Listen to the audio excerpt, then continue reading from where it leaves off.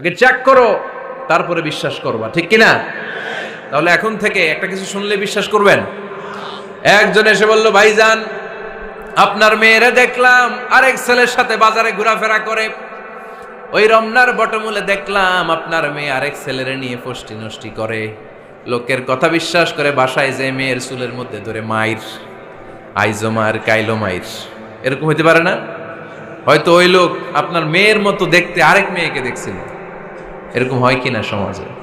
একজন এসে বললো, ভাই আপনি এখানে ভাবিরও তো দেখলাম ওই জায়গায় আরেক লোকের সাথে ঘোরাফেরা করতেছে, খবর রাখেন না বাসা? আপনি রেগে মেগে, ঘটনা কি?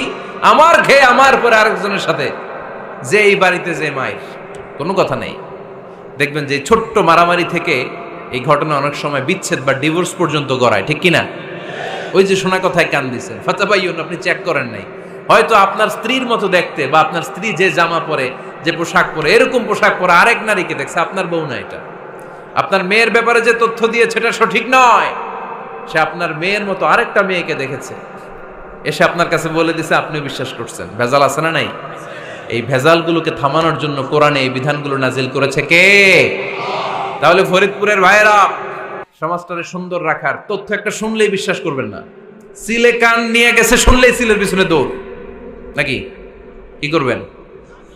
আগে কানে হাত দিয়ে একটু দেখবো কান দুইটা আছে না নাই, তারপরে চিলের পিছনে দৌড়াবো। তাহলে এখন থেকে আমরা তথ্য একটা শুনলেই বিশ্বাস করব। তাহলে কি করবেন? বলতে হবে কি করবেন? যাচাই বাছাই, জাস্টিফিকেশন অফ দ্য নিউজ। কোন নিউজ জাস্টিফিকেশন ছাড়া আমরা প্রচার করব, বিশ্বাস করব, শেয়ার করব না। আল্লাহ বললেন, ইয়া আইয়ুহাল্লাযীনা আমানু লা ইয়াসখার কওমুম মিন কওম। ওহে আমার ঈমানদার বান্দারা, শোনো শোনো, খবরদার কখনো কোনো মুমিন বান্দারে ঠাট্টা করো না, অবজ্ঞা করো না, ঠাট্টা করো না। তার মনে কষ্ট হয় এমন কোনো কথা তারে বলো না। Never scoff of anybody. কাউকে নিয়ে ঠাট্টা করবেন না, তার দেহ নিয়ে, তার আকৃতি নিয়ে, তার বংশ নিয়ে। এক লোকের বাবা ছিল চোর, কিন্তু তার ছেলে অনেক ভালো। আপনি কি তারা বলতে পারবেন তুই চোরের ঘরের চোর? বলতে পারবেন? চুরি করছে বাবা, ওর কি দোষ? কথা বলেন। এগুলো কবিরা গুনাহ। আওয়াজ করে বলেন তো, কি গুনাহ? কবিরা গুনাহ। কারো আকৃতি নিয়ে, আমার ফরিদপুরের কলিজার টুকরা যুবক ভাইরা, কারো আকৃতি নিয়ে কখনো অবজ্ঞা করবে না, তুচ্ছ জ্ঞান করবে না। এটা কবিরা গুনাহ, এটা আল্লাহ খুব অপছন্দ করেন। এর কারণ আকৃতিটা আমাদের হাতে নাই। আমাদের কারো নাক লম্বা, কারো খাটো, আমরা কেউ কালো, কেউ সাদা, আমরা কেউ স্মার্ট, কেউ অন্যরকম। তো এই যে আমাদের এক এক ধরনের আকৃতি, এটা কি আমি বানাইছি? আপনি বানাইছেন? দিছে কে? এই জন্য কারো দেহের গঠন নিয়ে যদি আপনি অবজ্ঞা করেন, এটা প্রক্ষান্তরে আপনি স্রষ্টাকে নিয়ে অবজ্ঞা করলেন। কারো দেহের আকৃতি নিয়ে যদি আপনি তুচ্ছ করেন, তাকে তুচ্ছ করেননি, আমার রবকে আপনি তুচ্ছ করেছেন। চিল্লায় বলেন ঠিক কিনা? খবরদার, তুই কালু, তুই লম্বু, তুই মোটু, তুই কানা, তুই রোহিঙ্গা, আছে না নাই? ইদানিং ইদানিং এটা খুব চলে। এই রোহিঙ্গা নামটা আছে না? ফরিদপুরে এগুলো ঢুকে নাই না? আমাদের ওইদিকে দেখি কি অবস্থা, কারোর সাথে কেউ লাগলে তুই রোহিঙ্গা। কি আশ্চর্য, এই গালি কবে আসলো? হ্যাঁ, অনেক ধরনের গালি। ঢাকায় আর একটা চলে ফইন্নির ভূত, কি বলে?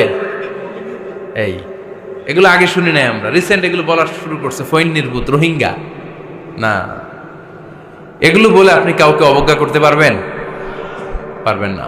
খবরদার, এটা কবিরা গুনাহ, এটা ছোট গুনাহ মনে করবেন না। কারণ আকৃতি নিয়ে তুচ্ছ করা যায় না, কারণ আকৃতি দান করেছে কে? হুয়াল্লাযী ইউসাউইরুকুম ফিল আরহামি কাইফা ইয়াশা লা ইলাহা ইল্লা হুয়াল আজিজুল হাকীম। তিনি এমন সত্তা, যিনি তোমাদের চেহারার অবয়ব দিয়েছেন, তোমাদের আকৃতি দান করেছেন তখন যখন তোমরা মায়ের পেটের ভেতরে ছোট্ট জোকের মতো ছিলা। মায়ের পেটের ভেতরে আমরা যখন সবাই এত ছোট্ট, তখনই আমাদের চেহারার আকৃতি দিয়েছে কে? কে সুন্দর হব, কে ছেলে হব, কে মেয়ে হব, কে মোটা হব, কে চিকন হব আমার ইচ্ছা হয়েছি? আওয়াজ করে বলতে হবে, কার ইচ্ছায়?